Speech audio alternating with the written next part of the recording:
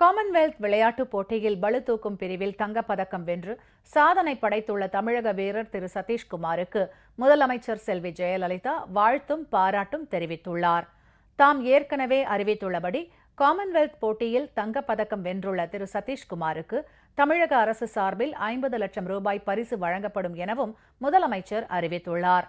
Glasgow Commonwealth விளையாட்டுப் போட்டியில் பளுதூக்கும் பிரிவில் தங்கப்பதக்கம் வென்றுள்ள தமிழக வீரர் திரு சதீஷ்குமார் சிவலிங்கத்திற்கு முதலமைச்சர் செல்வி ஜெயலலிதா நேற்று அனுப்பியுள்ள வாழ்த்து கடிதத்தில் ஸ்காட்லாந்தின் கிளாஸ்கோ நகரில் நடைபெற்று வரும் காமன்வெல்த் விளையாட்டுப் போட்டிகளில் தங்கப்பதக்கம் வென்றிருப்பதோடு புதிய காமன்வெல்த் சாதனையை நிகழ்த்தியிருப்பதன் மூலம் இந்திய நாட்டிற்கும் தமிழகத்திற்கும் திரு சதீஷ்குமார் பெருமை சேர்த்திருப்பதாக பாராட்டு தெரிவித்துள்ளார்.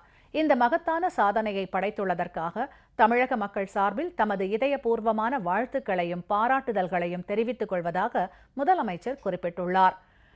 திரு சதீஷ்குமார் பங்கேற்ற முதலாவது சர்வதேச விளையாட்டுப் போட்டியிலேயே அவர் தங்கப்பதக்கம் வென்று சாதனை படைத்திருப்பது மேலும் ஒரு குறிப்பிடத்தக்க அம்சம் என முதலமைச்சர் தெரிவித்துள்ளார்.